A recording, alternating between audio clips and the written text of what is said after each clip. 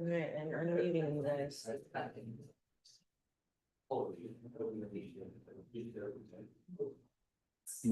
Do we know if audio will We have not heard. I'll let you know if she pops up.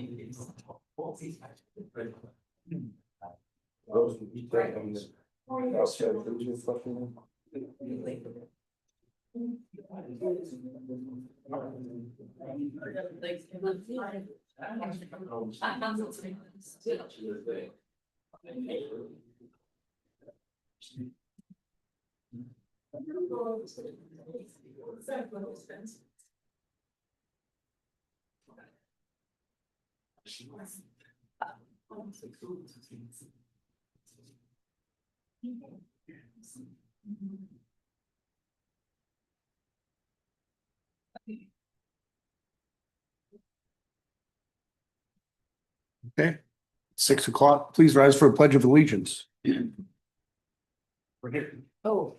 Hi. To the flag of the United States of America and to the republic for which it stands, one nation, under God, indivisible, with liberty and justice for all. All right, roll call of the council, please. Smith, Here. Anderson. Here. Arcano. Here. Burbank. Here. Ferguson. Here. Bender, absent. Green. Here. Move to excuse Councilmember Bender. Second. All in favor? Aye. All opposed? You count. Motion carries. All right, doesn't look like we have any agenda modifications this evening. Okay, Move to approve the agenda as presented. Second. all in favor? Aye. All opposed? Motion carries. All right, announcements, appointments and presentations. Would like to entertain a motion to reinstall Maria Zaffe for a 3-year term. I think we have that. You guys have that in front of you. For a 3-year term on the Senior Citizen Advisory Commission. Motion to approve the reappointment of Maria Zaffe to a 3-year term on the Senior Citizen Advisory Commission. Second. Any discussion? Anybody have any questions, comments, concerns? Okay. All right, all in favor? Aye. All opposed? Motion carries. Okay, and with that, we have public comment. I don't know if there, yeah. See if there's any. Put up to 3 minutes and we'll have a time now to speak for public comment and then again at the end of the council meeting. Yeah. Oh, you want to go early round? Okay. Hey, everybody. Most of you guys know I'm Jeff Fetter in town here. I was coming up to talk about the log show and what went on during log show and some things that need to be addressed. And I talked to Chris a little bit about this beforehand. I didn't know, but apparently you guys are in the middle of some stuff, the sidewalks, buckled sidewalks and edges that are up. We had a elderly gal take a spill out there. She tripped over one of the nails and she got messed up pretty good. It could have been much worse. Carl Osborne's mom. And she had to go to the hospital and get stitches and she was black and blue. She looked like Rocky Balboa. Took a couple turns with her good spirits. But it just could have been very disastrous on the day of the show. Could have put a big damper on things. It was, I mean, all went well, I thought, other than that. But Chris had stated that you guys are doing some stuff with grinding. And I was down at the farmer's market in Puyallup this weekend and I see that was looking at their sidewalks and they've done some grinding and then they've used asphalt to make wedges so that there's not such abrupt edges and stuff. So I guess it's an ongoing thing. And so that's, other than that, I just wanted to bring that to the council's attention. Then also, I personally have had a couple run-ins, almost wrecks at Wally's Drive-In with the trail, with the e-bikes. Coming, like leaving Log Show grounds, turn the corner to head towards 410 at the light. And then you kind of, when you come around the corner, you kind of look to see if there's anybody walking up the trail that's coming up from the right side, it's going to cross or to the left side and nobody be there and then get in the intersection and almost been hit twice by the e-bikes that are going well over 30 miles an hour. I stopped a guy and talked to him. He said his will go 60. So you can look up the street towards, the feed store and not see anybody. And then all of a sudden you're in the intersection and they're on top of you. And like I said, I've almost had 2 wrecks with them. So that being said, I was wondering if there was a way to put up some stop signs or something there to make them guys stop before, because they're not even stopping when they cross the road. They don't give two, Yep. So. Yeah, we've got them at Main Street, right, Chris? Yeah. Yeah. And, Yeah, it's becoming. in a quite deal like that, who's liable? on When you got somebody on a trail going 30 miles an hour and plows into you when you're on the street. Be a vehicular accident, I guess, or Hmm? vehicle pedestrian. Okay, cause I'm backing up and killing the witness if I'm liable, because it's ridiculous how fast they're going. Yeah. So, Yeah. Dismount. okay, well, they're not even stop, I mean, it's. Yeah, they don't even So- slow down, yeah. Yeah. That was all. And then, I don't know, I guess this is the first meeting since Log Show, and I was just gonna ask council or anybody how they thought. I mean, I think that the parade went well, on your guys' end of things, and then I don't know if you guys had any feedback for the Log Show, or good, bad, or Your time is up. I'm not quitting. I'm not quitting. So I don't know if you guys have any feedback for any of that, or what your guys' thoughts were for how things went. And I mean, it was a great show, pretty successful. Numbers were right up there at the top of the, heap. So anybody? Nothing? It's busy. Oh. Wrong. I will say I've been going to the log show since the early 80s, and I asked the kind gentleman at the podium if this was the largest that he's seen, and he said close. Last year, due to the 50th, it was bigger, but it was a huge turnout. It was, there's no doubt in my mind that the show that was put on, people enjoyed. They got to come uptown, do some other things, come back. We have a new business across the street at the old Van Sickles. They could get their ice cream, they could go to Wally's, come back. It was inconvenient for everybody in this town, and that's a good thing. Yeah. Because it was busy. Yeah. I thought it was great.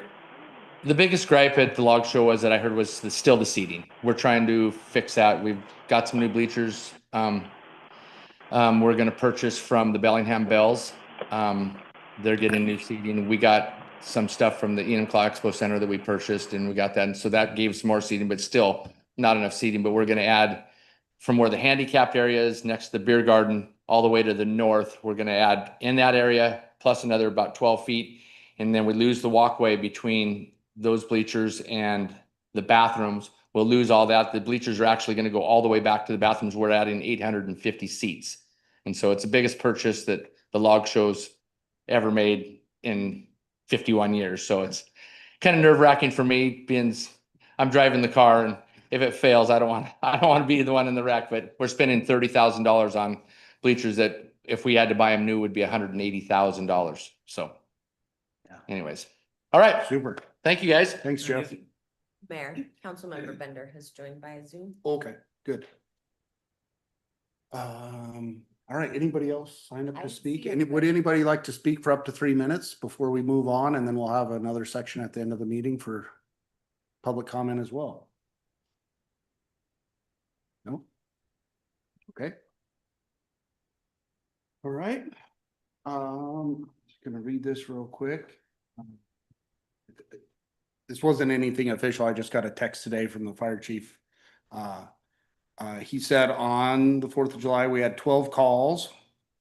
Only 2 were in the city of Buckley, and only 1 was fireworks related, and it was actually in Wilkeson, so. I believe East Pierce had 100 calls, I heard through the rumor mill, so it was busy, but everybody kept their fingers and toes, so. And then guess we'll move on to Senior Citizen Advisory Commission, Councilmember Bergerson. Thank you.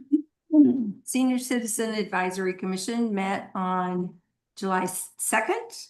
And during that meeting, Grace and Maria were acknowledged for their service and dedication to the Advisory Commission as their 2-year term was over. Grace will not be seeking a new term, but Maria would like to seek a 3-year term to continue working on the commission, which we approved this evening. Program and events guide. Lori introduced a draft copy of a proposed program and events guide. Discussion on any additions, deletions, or changes to the guide. This guide will be a great resource to seniors to inform them of upcoming events and ongoing programs offered at the Senior Center. Attendance and participation numbers for 2025 have increased from 2024. So far for 2025, there have been 7,123 that have checked into the Senior Center compared to 7,029 in 2024. So about 100 more. Average daily participation has increased significantly on Mondays. Thursday numbers are down just a bit, most likely due to the reduced hours of the center. Wellness classes, the SAIL classes and chair yoga have both been well attended, which helps many of our seniors continue to be mobile and active. Currently, a substitute or replacement is being sought for the chair yoga class as the current instructor has needed to take a leave. For now, chair yoga classes are being done by video, but attendance has decreased because the seniors prefer a live instructor. New positions elected. Jan was elected as the new chair for the commission, and AJ will take on the role as vice chair, excuse me. Price point programming. Discuss the current pricing for both instructor costs and fee charged to seniors for classes offered at the center. A comparison was shown that other senior centers charge in nearby towns, and a punch card system was also discussed, which would be a convenient way for seniors to pay for a number of classes in advance if they chose to do that. A reduced fee may be offered for the punch card on the per class amount compared to paying at the time of the class. And a wellness fair is scheduled for September 27th, 2025. Okay. Super, thank you. All right, something. Planning Commission, Councilmember Arsano. Planning Commission met last night and we had a presentation from our consultant on the what's it called, like the comp plan update, and she's got comments back from the Planning Commission and she's gonna update it, and then we'll have I believe a study session on it once it's all finished, so. Okay. That was about the bulk of our meeting. Okay, super. Okay, on to the consent agenda. Move to approve the consent Oh. agenda. On tonight's consent sorry. agenda is a bid award for the West Mason Overlay Project. Consultant Supplemental Agreement 1 for construction phase of the West Mason Overlay Project. Approval of the minutes of the January 7th City Council study session, minutes of the February 25th council meeting, and minutes of the March 11th council meeting. Oh, and claims and payroll. Okay, Second. oh, all right. All in favor? Aye. All opposed? Motion carries. Right, and the end of the regular agenda. On tonight's regular agenda is resolution number 25-05, support for Wilkeson Fairfax Bridge closure. Okay. Move to approve resolution number 25-05 in support of the town of Wilkeson following the closure of the Fairfax Bridge. Second. And we have Wilkeson Council Member Jamie Pololi here, as well as City Administrator for questions and comments. We'll start with Jamie. Good evening. Thank you for having me. I appreciate it. So I am a new council member. I think I'm 4 weeks in. Maybe we had one resign. And so I jumped in at the opportunity. I'm also the executive director at the Wilkeson Historical District. It was a nonprofit I started last year for the town. I own a commercial building in town. I've been there for, this will be my 42nd year of being a resident in Wilkeson, 5 of 6 generations. So pretty invested, literally in debt to the town. So I should be the one leading the charge. So what I started to do before I even got on council was with the Wilkeson Historical District, really lead the charge of how do we go forward from this moment. And I think you have the timeline in front of you of disruption. And then you also have the economic impact. I'll start with the impact just so you guys are aware. These estimates are based on really reported revenue losses from Wilkes businesses, the regional traffic, decline patterns, comprehensive data from Fairfax, Carbonado, Buckley, South Prairie. And this is during our peak tourism months. So really that May through October. And this has been independently verified with the gentleman from the governor's office that I've been working with. And I'll go over the timeline here soon. But really what this impact means, and thank you for passing it, it doesn't guarantee us money, but it makes it a real problem for us. And it hasn't been a resolution until we just did this. And I had to chat GPT it to see how you even do it because I am not on the count. So I asked if it was really a thing and it turned out we should have done it from minute one. And so, but really the data that I pulled and what I worked with the governor's office on really shows, Wilkeson alone is projected to lose approximately $1.35 million over the peak season of May through September. And that's primarily from tourism. That's from lodging. We have multiple Airbnbs that were booked out for months for the busy season that all of them canceled at the same time. Service, retail, local services, the neighboring communities such as yourself, South Prairie, Burnett, those are also going to experience downstream effects because of the lost tourism. Really, the estimated combined seasonal loss across the corridor for us is $2.5 to $3 million. Those numbers are important because when it comes to looking for funds and getting money to support the town, it has to be a big enough impact that they're going to say, yes, we're going to give you some emergency funding. I'll get to that in a minute as well. It matters because it's not just a minor disruption, right? This is a long-term sustainability issue. People start to reroute a different way around the mountain. They're not going to come back through Wilkeson, and they start to create new habits. So this is a problem. And really, when it comes down to the loss per capita, it's about $2,700 per resident, which on a scale when you're in a rural versus urban community, I keep hearing about from a very high level is it a big enough impact? And it is for us, for the size of who we are and what we represent, it is a big impact. And it's a downstream effect for everyone. And so we're basically, if you go through each business in Wilkeson right now, they'll tell you they're down about 75% overall in their revenue stream. That's pretty consistent through. We were projected to, in 2024, we actually projected close to 1.8 million of small businesses and tourism in the local area. We're down 75%. And so we're standing to lose quite a bit of money because of that. We typically would see an estimated 500 to 700 vehicles per day go through. On our high days, we're 1,000 vehicles a day, which is insane for a bridge that's ready to fall down. So glad that they found we needed to replace it or do something with it. Not happy that it's, there's no solution that's brought to us. So definitely not a traffic issue. This is a rural and economic emergency. When I asked to pass the resolution in Wilkeson, it really, obviously, it doesn't guarantee us funding, but it shows that it's an infrastructure emergency, which is what you guys just passed for us as well. It makes it concrete and real. If you go to the timeline that I gave you, from April 22nd, I just hit the ground running.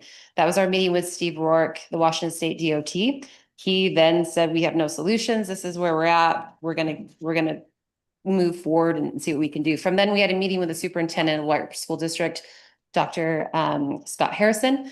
White River School District is in huge support of whatever we are looking to do. They support us 100%. I've asked them to write a letter of support. They have done that. Jamie Smith, who's the chief of staff to Executive Ryan Mello, reached out to me and heard about what I was trying to do. At this point, I created what was called the Wilkeson Gateway Access Program. And this in mind was to create a shuttle program or a pilot option that would be pilot led on that private road that the residents on the other side of the Fairfax Bridge are currently utilizing. There's a couple steps to that, and there's a funding piece to it. There's an opportunity to support those on the other side of the bridge with transportation, those on this side looking to get to the mountain. It really is the only access way back up. Currently, as it stands, Washington State DOT is in negotiations, and there are 2 of the 5 private landowners that are not willing to sign yet. There's more that they want. I talked to WashDOT yesterday, met with Steve Rourke and Senator Phil Fortunato last week in Wilkeson.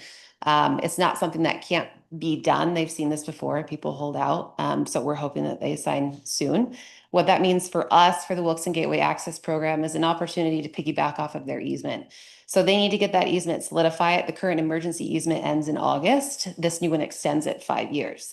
So if they get that emergency easement, I then go back to the table. I have Weyerhaeuser and White River that have sent letters of support that say you can use that road for whatever you want once WashDOT has that. The other three I've been told to wait. Don't go to them yet. Let's get this one signed. WashDOT will go back with me to the table and ask them for use of that road in a capacity that could get tourism back into Wilkeson. The Wilkeson Gateway Access Program is a way to charge for parking, charge for the shuttle fees, have people come in and utilize our, my building will be a vacation rental. That's what it was built to be. And so, stay there, hop on the shuttle, get up to the mountain. Most national parks that you go, if you've ever traveled, they have these opportunities where you want to go into Zion certain times a year. You're not taking your car in, you're taking a shuttle. This is not an unknown concept. And so you'll see in my timeline, I've met with the Olympic Hiking Company out in the Hoh Rainforest. And in my research, this is what brought me to the strategic reserve funding opportunity. For the Hoh Rainforest, there was a huge washout. They asked for strategic reserve funding, which most of it, the majority of that money is unclaimed lottery winnings.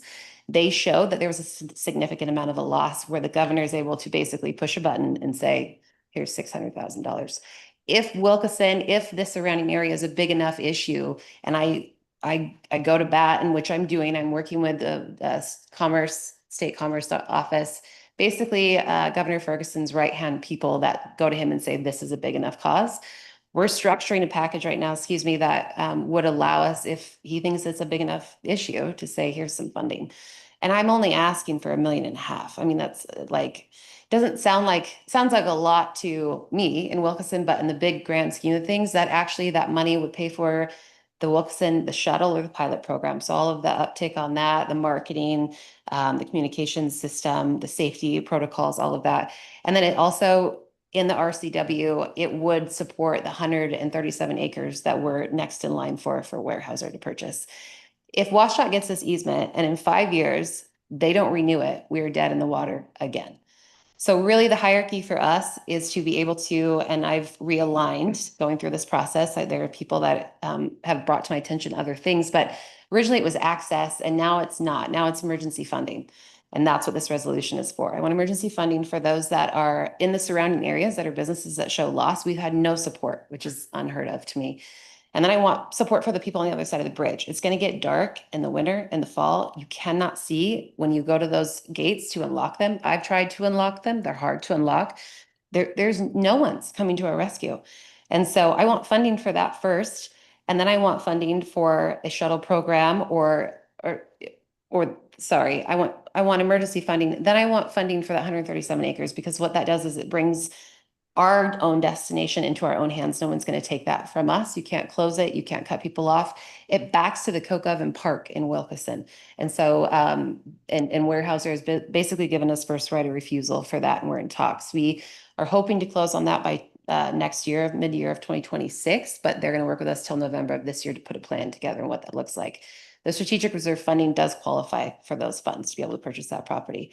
The third option is the access. So emergency funding, 137 acres, access. We need to get back to the mountain. If we don't continue to fight for that, whether we get it or not, they're never going to rebuild that bridge, maybe 10 years, and we're not going to get up there. I met with the superintendent of Mount Rainier National Park. They're not managing the Mowage Road anymore. They're done. So imagine that in 10 years, what it's going to look like. It's a problem if we lose access. And so, and then the fourth thing is long-term, right, with the bridge. So as of last week, talking to WashDOT, the clearest option of what the community wants and really what's viable is to keep the bridge exactly where it is, build the new bridge, either north or south slightly, because when you're done with that new bridge, you want to be able to utilize that to take down the old one. That really is the only option without having to go through and deal with a ton of digging into places that we can't support. There's not an option to rebuild the bridge in place, because by the time you do that, you have to build a bridge around it anyways. So you're already building a second bridge to build that and take it down. It doesn't make any sense. So back to my timeline, met with Executive Mello's office. I asked WashDOT to come out with a joint statement with us, just making sure that the community knew that we were in discussions. And this is not, I'm not on social media a lot. I give very little updates because I don't have concrete information. I'm trying to build relationships at this point, get a partnership with all of these people in one and get everybody on the same team. Polly Stone I met with from Weyerhaeuser, they're amazing. They from day one said, whatever you need, we'll support you. Here's our letter of support, do the road, whatever you want. The governor's office, I met with Megan Cotton, their policy advisor, their full team. And from that point, there was a gentleman that got me in touch with pretty much everyone I needed to be in touch with. I've met with the Buckley Fire Department Chief Scogan. I've gone to East Pierce and also met with their chief, Sandland as well. So all emergency services are on board.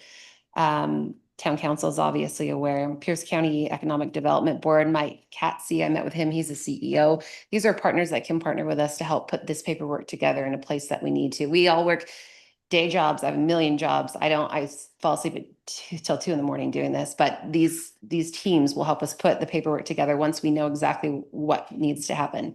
The Olympic Hiking Company, when it comes to the Wilkeston Gateway Access Program, we don't want to be in the business of shuttles as a town. I want the town to hold the entity, but then to be able to maybe contract out to the hiking company. You have to have certain criteria to shuttle people into the mountain. You have to have contracts and all of this stuff. So maybe if we get access this year, we're just contracting somebody in. We're not actually reinventing the wheel ourselves, but it would be some sort of access. Meeting with East Pierce, Chief Sandlin, I told you that. Some other big meetings we had. Met with Washtenaw again and told them all of our plan. They're in support basically once they get that easement to go to the table with us again to those other 3 landowners and ask them for utilization access. Met with Trailhead Direct, met with the National Park. Another great note about the National Park. Their hands are tied obviously right now. They're staffing at the park just for the limited amount of people that are going through the Wonderland Trail. But they did say if I was to get access back, they would restaff. They need a little bit of notice, but they would fulfill that. The other thing is they own a building in Wilkeston. I'm not sure if you're aware of that. It's to the left of the town hall. They own a piece of property. And when I was 15 years old, I walked up, got a pass to hit the Wonderland Trail for 5 days. And it was amazing to have that in town. And I said, you own that property. It's an empty building. I want a contact station back in Wilkeson. And they said, if you get access to the mountain, we'll give it to you. So that's a huge piece. There's all these things that have to fall in succession to be able to get to that point. But they're a great partner. So we're excited to work with them. Stephen Dunk. So he's the Department of Commerce. He is the one that basically goes to the governor and says, I think this is a viable reason why we need to be able to get some funding to this town. This is a huge issue. We have an infrastructure problem. These resolutions help with that.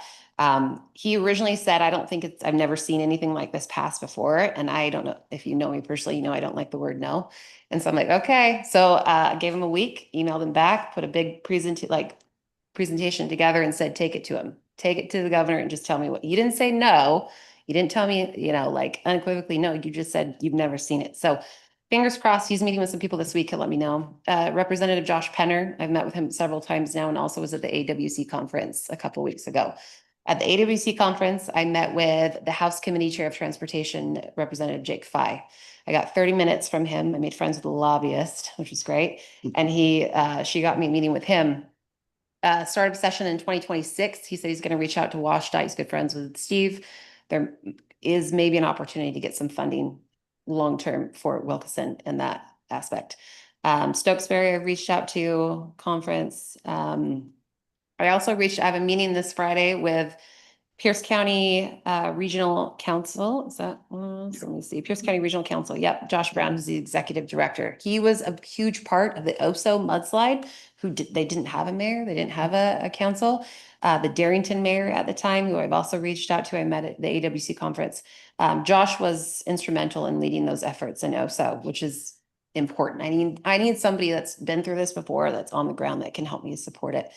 And so that is, I think I've had 40+ meetings in 60+ days. And no one's really said no, kind of, but we're waiting on a couple things. We're waiting on WashDOT to finalize their easements. I'm waiting for somebody to tell me where they're coming up with some emergency funding. Last week, Senator Fortunato was in town and the Secretary of Transportation called up Steve Rourke at WashDOT and said, get to Wilkeson, Senator Fortunato will be there. And so in that meeting, one thing we're working on is trying to get the historical designation out from under the Fairfax Bridge, the state and national, because that's holding up our process planning. They're taking funding from other projects to be able to get that engineering done on that bridge, but that process is going to hold things up. So Fortunato, his words were, I'll call Trump. I don't know if that's going to happen, but he did say, let's get done and let's move on from there and see how we can help. So I also told him our primary role for this, or really next steps, is what I need from him is some sort of emergency funding. Somebody to say, we hear you, we see you, we're working on this. If we stay quiet, we're going to fizzle out. It will. It's so easy for that. And what's happening is those on the other side of the bridge, which I'm already in a bad spot. That's the last place I would want to be, is on that side, but they like how quiet it is. I was at the Carbonado Saloon. I had never met with Amber. I didn't know her. I went in there. She didn't know me. And first thing out of her mouth was people in Wilkeston need to be quiet. People in Wilkeston need to calm down. It's not that bad. I quietly put my drink down, told James I was taking a phone call, walked out, and he was out about 2 seconds later because he knew I was going to lose my mind. And that's fine. Everybody has their own opinions. But at the end of the day, I can only vouch for what I know, which is in Wilkeson. That's the only thing I see. So those on the other side of the bridge, and they've spoken out, and that's wonderful. But you also have to realize this is public land. You cannot take that away from our community. And if we don't get away the right way, people are going to find their own way. And I've told that to all of our partners, and WashDOT appreciates the transparency, but it's going to be a real big problem if we don't stay on top of this. So South Prairie, I'll speak out in August to their council, and they'll do the same thing. I don't know if Carbonado cares. I've tried to reach out to them. And I've asked Pierce County Council to adopt it. I've asked them to do something similar and make it known that this is a real problem. So do you guys have any questions for me? I didn't have a time limit, so I kept talking. Sorry. That's a lot. I could talk on this for a couple hours, so who would like to, Ron? I will just say that I appreciate the gentlelady's passion, which she's spot on, everything she's trying to do. And I can understand why the Carbonado Saloon owners are chill, because they're still going to get the same people coming no matter what. And because you never know when they're going to be open anyways. So it's like that attitude is, they can have that attitude, but everybody cares about Wilkeson. And so here's my thing. I just want to be real, and I just want to be on the record. I have no faith in this state government. I believe full well, because a lot of things that were written after the 2016 election and other things, that they don't care about people that live here, because or most people, I will say, most people, the majority, don't vote the way they want us to. The party that controls the Washington state government are the ones that stand on top of the Space Needle and laugh and say, all the votes we need to control this whole state, we could see from the top of the Space Needle. If they cared about the people in Fairfax, and if they cared about the backpackers, the hikers, and everybody using the Mount Rainier Park, they would have not neglected that bridge, and they would have painted it. This is how petty this state government is. Mr. Mello does not care about anybody here.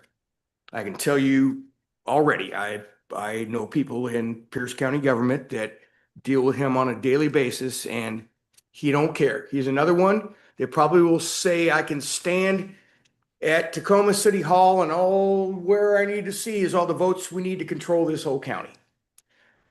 I want everybody to be clear-eyed on this. The school district, Weyerhaeuser, full faith in them. And then the other property owners, I get why they're holding out, but the main thing is that bridge. And will they ever give money, or will they even give the money for the easement? Will they ever give any money for anything? I mean, I just don't know. I do not trust this state government or the county council as it sits today. Stephen Dunk was the first person that didn't say, oh yeah, I'll help you. He actually was like, I don't think this is going to work. And I was like, thank God somebody's not giving me lip service, because they know I'm not going away. So I think they're finding that out, but they would just be like, oh yeah, this is great. Let's talk. And I told him, I'm like, thank you. But I still went back to him, and he's still trying to find a reason. I think they're starting to realize I'm not going away, and they want to help. But you're 100% right. This is a very thankless, in a lot of government roles, it's a thankless role, but my religion is Wilkeson. And so I was born for this moment. In 1921, the Wilkson grocery store opened and my great grandparents owned it. And in 2025, I'm trying to open it and finish my building, and the bridge closed 103 years later. So it's just, it's what I'm supposed to do at this time. Anybody else? Well, this issue is near and dear to my heart for many, many reasons. Is Steve Rourke still Mhm. the lead on the WashDOT side? Yeah. Okay. Yeah, there's a lot of facets to this disaster, and Ron's absolutely correct, in my opinion, about the lack of maintenance, paint, what have you. I'm not sure why we can't open the bridge to bicyclers, pedestrians. I would sure think that they're concerned about the lead paint getting into their precious fish habitat, should it fall down like they say it's going to. So, it's obviously, there was cars going across it, log trucks, and well, they restricted that a year prior, whatever, the heavy truck traffic. Anyway, I don't want to get too far down a rabbit trail here, but I appreciate all the work you're doing, because it is thankless, but it needs to be done. And the biggest, in my mind, one of the biggest pieces of this is people's habits. They'll just go to Packwood. They will go elsewhere, and they won't come back because, oh, we found a new resort we like, or a new bed and breakfast, or whatever. Yeah. But it is it's unfortunate that we're in this position because of the lack of maintenance. And this, we all know this. I think everybody in here is still a car owner. And if you don't ever change the oil in your car, you're gonna have an expensive bill. So same thing, the paint wouldn't be cheap because you'd have to plastic enclose it and all that. But it sure would save considerable effort, and never mind people's time and so on and so forth. So anything I can do to help, I'm more than happy to help. I'm a little frustrated at the lack of forethought on WashDOT's part for their options. I went to the meeting at the Wilkson School, and there are 5 or 6 or 7 options. Not a single option was entertained or put forth to go just past Wilkson, or I'm sorry, just past Carbonado and go up the hill to the flats and tie in there. Because coming up out of Gale Creek, right behind the property that you guys want to purchase, that's a horrible option. That's millions and millions of dollars that doesn't need to be spent. You've already got pavement all the way to Wilkinson, I'm sorry, to Carbonado. We keep saying Wilkinson. I keep saying Wilkinson. If you go up the hill, you could put it in a couple weeks, at least rough it in, and put a parking lot near the Fairfax, the lower bridge, the lower Fairfax Bridge, and parking lot for the ATVs and the whatever, and go in, or car traffic from there. There's so many things that could be done on a much smaller scale to get people back access to the mountain, as well as all the rest of the national park stuff. So I don't know. I'm going to reach out to Steve Rourke and find out why they didn't even, I'm sure it's not in their mind. They don't live here. They don't understand the topography. They can look at it on a map, and they're engineers, and everything's flat on an engineer's desk. So I'll reach out to Steve as well. There wasn't anybody at the Wilkson meeting that was, in that wheelhouse. Yeah, I feel like it was just for show. It's just lip service. They're just going through motions, and I get that. I understand that. For the WashDOT side of things, I feel like they're so focused on the bridge. I haven't thought about the bridge. The only reason I know about the bridge is from the meeting last week. It's just, that's so far out. That's 5 to 10 years out, where that's not going to help me or anyone else in the interim. And so, but I've learned when you come to the table, if you don't have some sort of idea to branch off of, you're just going to sit and think about all of these ideas. So what's happening is, I came up with the Wilkson Gateway Access Program, but like you, if I don't get the access from those landowners, I have to find another way in. And then I'm going to call you and say, okay, let's go walk it. I've already driven the road that I've gone up for access. It's better than the Mowage Road ever was. And it's 9.5 miles. It's 30 minutes one way. It's fine to me. WashDOT thinks it's awful, but it would work. But then if you go this, like, it's not a no when they say no. It's a, okay, now how do I go up? How do I get to Patterson? Okay, well, you got to go through Hancock Levin Pass. Will they let me go? No, they won't open the gate on that site. Great. going through Carbonado? How does it go? So if there's a will, there's a way. Money and time, you can pretty much figure anything out. So I feel like there are some opportunities going forward. As far as the bridge, when it closed, deferring maintenance and things going to other projects. The real issue I'm going to have is when the next emergency happens, we will be forgotten. The next time a bridge, because another bridge there's 300 on the list of that have not been maintained. The next time the next one goes, I can almost guarantee you it's going to be more people and bigger money, because it's not Wilkeson, the end of the earth. That's the smallest. The funding is going to go there. It's not going to come to us. The emergency services, it strategically, as soon as we had that awful drowning up there by the bridge, I knew it was closing. You cannot, as a volunteer firefighter for 6 years, you cannot send your resources over. If you can't get to people that are endangered, you just shut down how they got endangered. That's 100% what you have to do. You have to. And it is what it is, but you didn't have a solution to support it. So when I go to the table and I have these conversations, it really is about a partnership. It's about how I understand this is a problem, but how are you going to help us solve it? And I'm not apologetic when I say we didn't start this. We didn't ask to be in this situation. We were put here. How are you going to help us? Not if, how are you going to help us? So I hope I can lead the efforts. I ran for mayor next year in Wilkeson unopposed. And so I hope the next 6 months I can help with my own vote and supporting whatever comes down the pipeline, and then lead us in the next 4 years to overcome this. So I appreciate your support and looking forward to working with you guys closely the next several years. Thank you. Thank you. And did you have anything you wanted to add? And I've got you on here, so. Great. Okay. We do need to do a vote still. Yep. Okay, not a roll call. All right. Any other questions, comments, concerns? Ron and I gobbled up a bunch of time too, so. Well, okay. All in favor? All opposed? Motion carries. And did you get Connie? I don't know if she can hear us all right. Okay. Thank you again, Jamie, for coming. All right, make sure I didn't skip anything. Staff reports. We have Director Hines via Zoom, I believe. We do. I'm trying to get, she just unmuted. Okay. Good evening, Mayor, Council. Yes, included in your packet tonight was the second quarter financial dashboard report. And compared to first quarter, things have definitely had a positive turn. As you can see in the report, the general fund revenue is above target, thanks to sales tax coming in stronger, our property tax obviously coming in through the April, and then also building and planning fees have started to come in with building permits getting pulled. So that's helping our general fund revenue go above the 50% mark of halfway through the year and running at 56%. And compared to last year at the same time, we're about 28% ahead of last year. So definitely good news on that front.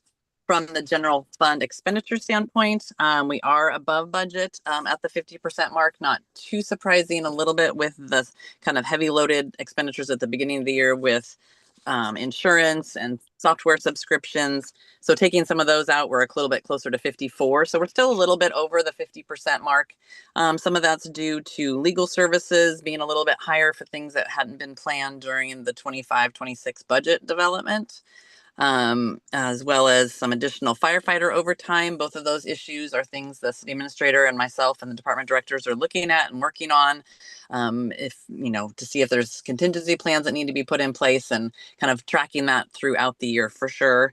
We've had some additional vehicle repairs that weren't planned, which, can't always plan when the vehicles are going to break down, especially, larger ones in the fire department. Utilities are running higher. I think probably we could all agree to that, even maybe with our own utilities at home. Utility costs are just running higher. So overall, not too far off the mark, but definitely something we'll watch. Looking at the dashboard, our colors, if you will, on the dashboard report itself, I included quarter one so that you could see the difference. Overall total revenue for general fund went from red to green. So that's a definite improvement. Expenditures did go from green to yellow, but we're just watching it, not anywhere too concerned at this moment. And then a lot of our revenues individually in the general fund for key markers went either from yellow and red to green as well across the board. So definitely happy with where revenues are coming in. REIT as well has definitely picked up due to some large sales. And I put some additional information in for general fund expenditures. Salary and benefits, targeting on pace with the 49% for halfway through the year. And then going to be tracking firefighter overtime and legal services, since those are a little bit above budget. We'll be tracking those closer throughout the year. Happy to answer any questions that you may have. Okay. Thanks, Sandy. Anybody have any questions, comments, concerns for Sandy? Director Hines, sorry. Okay. Well, it sounds good. Thank you for the update. Sure. It doesn't look like we have anything. Connie's still with us? Okay. All right. Well, thank you. I muted her. Okay. Oh. The end. Okay. And next we have Judge Barry. Sorry to keep you so late.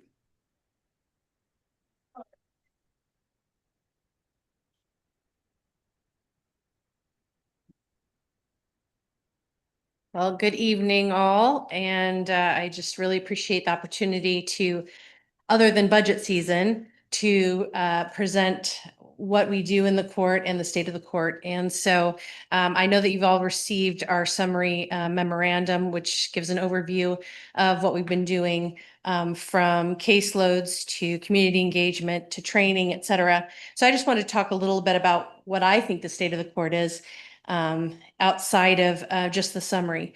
We have a lot of expertise. We have, between myself and the court administrator, not just in this city, but have spent our careers in serving the courts. And so we have a lot of expertise, very few of us, but we work hard and we get a lot done. And so I'm always surprised at how well we manage unexpected challenges. And so we talked a little bit about an unexpected challenge that we had in the fall. Lots of courts shut down, lots of courts didn't survive that very well. And it was overwhelming to every court in the state because we had an information system that shut down completely. And the way we managed was very well. Also, just the fact that we kept old forms that we never ever want to use, but had boxes of them in the closet, became critical. And so while many courts were struggling to figure out how they were going to give notice to people coming to court and how they were even going to conduct court, we had really a very quick process. It didn't feel quick at the time, but comparatively to get underway. And so I just wanted to highlight that as one example because as many of you may know, I'm in lots of different courts because we have a very small court. And so I get the opportunity to get called in and replace other judges. And so I see how many different courts operate. And so I continue to be proud of the work that we do in our court because we manage unexpected things as well as anyone does. And so I just wanted to share that with you because when we talk about the state of the court, that's something that we know expected challenges are something that we can outline and prepare for. And we have some of those coming and we've highlighted that in the memorandum as well when we're going to have a new information system. But the unexpected challenges are what really, I think that's when your colors shine. So one ongoing challenge that we have, and I think the government as a whole has, is public perception of what the government is. And I'm always surprised when I speak to students or community groups at how little people know about how the government works, that there are even 3 branches, and that they, while they work side by side, they're very independent. And so also commensurate with that is the public requests of government, right? And so every branch has its requests, and ours are highlighted, our public record disclosures, and also things that aren't as easy to evaluate into a chart, but just something as easy as a traffic infraction, which used to take a couple moments, oftentimes can turn into an hour-long hearing, depending on what people want to present and their opportunity to have a hearing, and which is their right. But that's resource and time and also sometimes demands that they aren't entitled to, but we have to go through the list of demands. Sometimes people will have court hearings that go on, and they'll request tons of things that they aren't ultimately entitled to, but they have to have that opportunity to request it and find out why legally they are or are not entitled to it.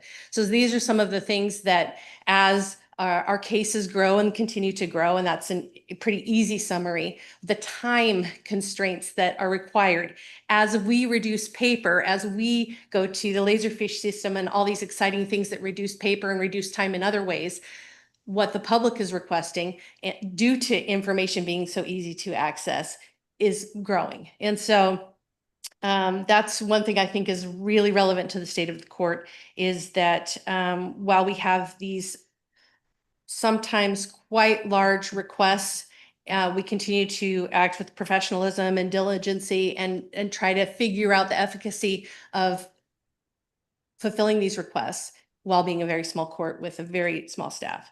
So I think the other thing that we are really responsive to, and a lot of that has to do with our many, many years of experience, has to do with the difference between reacting or reactive and being responsive. And so in today's world, people think that things should happen like this, and why isn't something happening? And sometimes I think we learn as parents and as teachers, sometimes no response is the best response, right? And so taking that time, taking that beat, and still treating people with respect, courtesy, and efficiency. And so that's something that with experience, and as this world changes around us and demands more, some of the hardest parts, whether it's citizen journalism and First Amendment testing, lots of these things that can take a toll on staff, are incredibly important and are legal to do, and at the same time. So that's one thing that we might not be aware of as we go through, because our branch is very different in what we're handling. But I just wanted to give kind of a quick look at, as you look at the overview, to know what that means to us. We aren't just processing cases, we're dealing with people. And as we know, people, like my husband says with the business that we own, he says, every issue I have has a face, right? Because people are hard, right? We're all difficult. We all have our motivation and our desire to express ourselves. And so everyone that we deal with has their own set of limitations and challenges. And so that's one thing that our office does very well, is handling very difficult people that are in a difficult situation or requesting difficult things. And so as you look or have looked over our summary of our increased growth of cases, public disclosure requests, our training, understand that that's through the lens of what we're trying to do is continue to understand what's going on, to understand. We had new requirements just come down in regards to immigration holds and officers coming into the courtroom and what is required there. Also in regards to the DUI changes and flip-flopping, we've gone, in almost 30 years of doing this, I've seen the law go back and forth between different allowable resolutions, right? So, and these are all things we have to keep up with, but we also have to continue to educate the public as they come before us and come into our office to sign or find out what's going on. And that's part of the biggest challenge, is to make sure we are conveying accurate information. Because as we all know, it's very easy to hear a rumor and then assume it's true and then share it. And that's what I think all in government struggle with, is no, this is accurate information. Listening just to this really unfortunate situation in Wilkeson, and thinking about, because I've had the opportunity to be in the courtroom up there, and just thinking about how much misinformation can go out if there aren't right fighters that are saying, nope, these are the facts and here's what needs to happen. And so I just want to share a bit of what we think our fight is, and our challenge, and then how we do it. So I just want to thank you for allowing me to continue to be the leader of this small but mighty department. And I'll answer any questions about any of the issues that were raised in the memo. Oh, my time was up? Perfect. No. Anybody have any questions, comments, concerns? It's interesting you touch on maybe what the general population may not know about the court system and the old adage that the wheels of justice turn slow. They definitely don't know that either. But they turn. We'll get there eventually. That's right. So, That's right. Yeah, and I enjoyed doing the lunch and learn here and some of the questions that they asked. It's fantastic. I thought, oh, wow, he's never asked me that before. yeah. I love it. And the Citizens Police Academy, I know you We attend very much that. enjoy and, you know, the support from the police department has been phenomenal and I'd just like to highlight that. And we highlight that every time in our summaries, but that's because it's important and our stakeholders as well. The city's prosecutor and the public defense and everyone really tries to work it as a team, even though we're all in separate branches working side by side and have different goals. And so that's one thing I think I have to say personally, I feel very fortunate because I think between the police department and all the stakeholders that we work with, we have very little drama within the stakeholders, and that's pretty exceptional. So I really attribute that to the maturity and the willingness to work together as well we can within our own goals. Yeah. Super. Well, thank you. Thank you. Right. Thank you for your time. Okay. And city administrator update. Thank you, Mayor. I first want to apologize. It does sound like there were a couple of individuals that attended our rescheduled City Hall grand opening. And so that event did not take place today. We have not yet had a date reset for that. We are still waiting on the handrails. They have been ordered and there are some building or areas in the building that still need electrical lights or electrical work, and we're moving up those pendant lights still. So the list is short, but there are still a couple of boxes that need to be checked before we're going to be able to occupy that building and reset the date for the grand opening. But for grand openings, the Dock Tape Pavilion is under construction and they do have a grand opening date of August 7th at 5:30. That's a Thursday. It's going to be right before one of our Concert in the Park series. So those, the pavilion has been delivered and they are currently in the process of assembling that structure. 5:30? 5:30, August 7th. And that's all I have. Okay. Thank you, Mayor. Okay. I guess we're back to public comment. Anybody like to speak for up to 3 minutes? Want to speak on the parade? No? Okay. Okay. Marvin, anything? Okay. All right. Last but not least, council member comments and good of the order. Denise. I have two different things. I know I had asked, I think it was last fall, if we were able to get more trash cans along the trail for dog waste. I'm wondering where we are on that. I believe that we did install 2, but I could be Okay. wrong. I will follow up Okay. and let you know exactly where. I believe that we put one down towards the new bridge and then another one just outside of the new dog park. But if you're finding locations that you think this would be a good spot, Okay. they're relatively inexpensive. It's just a additional demand on staff to go and empty those different locations. So we try to keep a good balance, Okay. but happy to look at installing. And then my other thing is, I'm wondering if on the new bathroom, if we can get the doors painted. Okay. We had, the sign on there saying that they were closed for so long that it's all faded around it. Oh. So I'm wondering. Yes, Yeah. we can do that. Yeah. We could get some local kids to do it for us. Thank you, Denise. Thank you. That's it? That's it. Okay. Thank you. Thanks, Denise.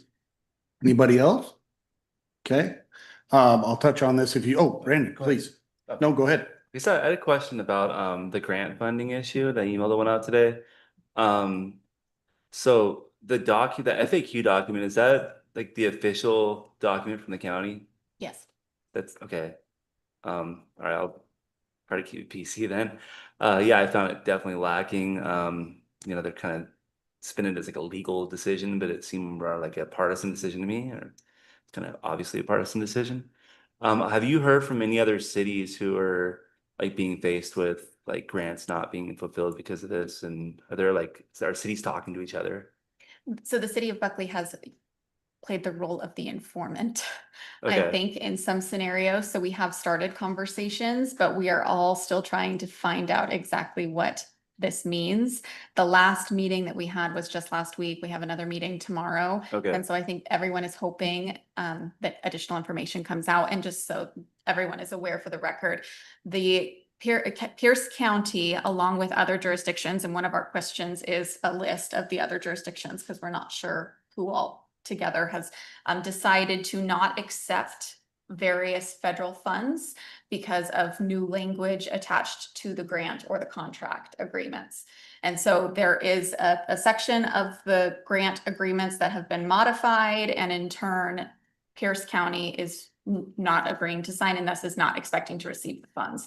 For the city of Buckley, we know for sure that is likely to impact our senior center. There are some legal paths, for example, an injunction that says that they can't modify the language, or who knows, that maybe won't provide an impact long-term. But what we have heard so far from the county is to plan for our concessions starting next year.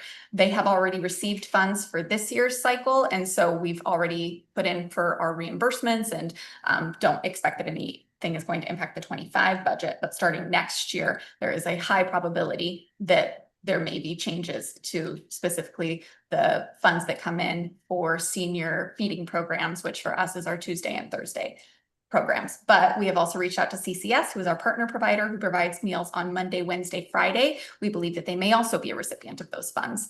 And so we have had some conversations collectively with the county. We've not, aside from informing these other agencies and sharing information with them, had sidebar discussions. But I think that as additional information comes out, there will be more of that occurring. Okay. Because when I think it was last week or the week before, it sounded like Pierce County is one of the only counties who are taking this approach. Oh, yeah, for sure.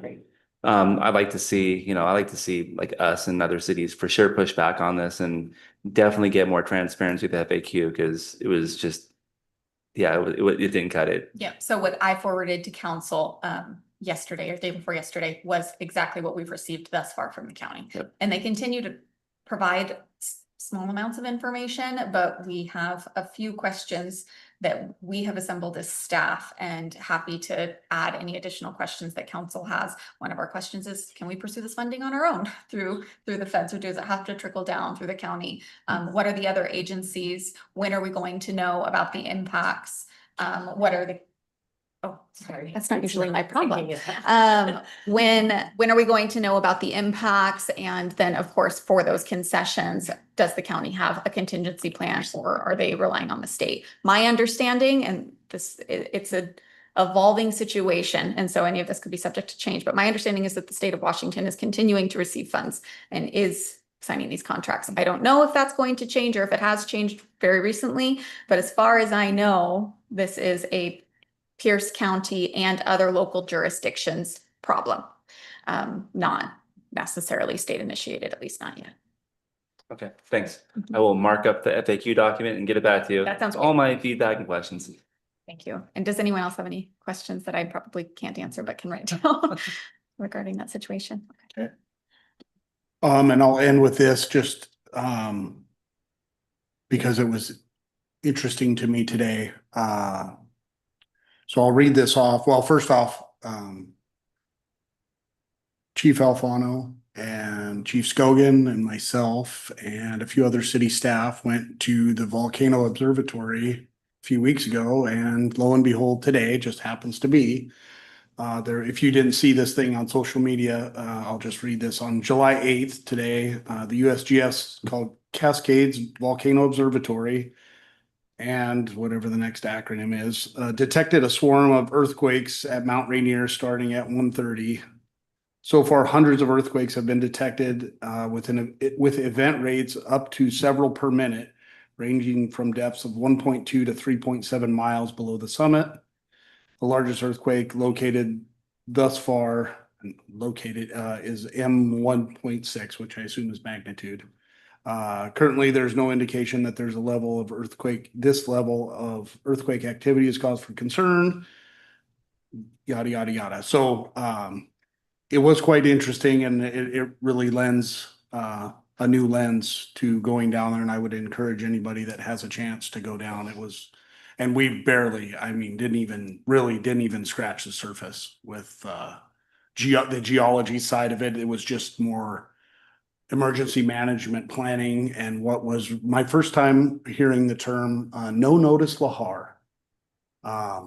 And we talked about all kinds of fun stuff, and which interests me, but I don't want to bore you any further on a nice evening.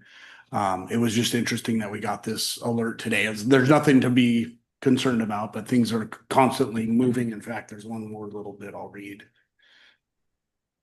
Something about geothermal fluids. Where is it? Earthquake swarms are relatively common at Mount Rainier, typically occurring 1 to 2 times per year, but usually with many fewer events than have been detected so far during this current swarm.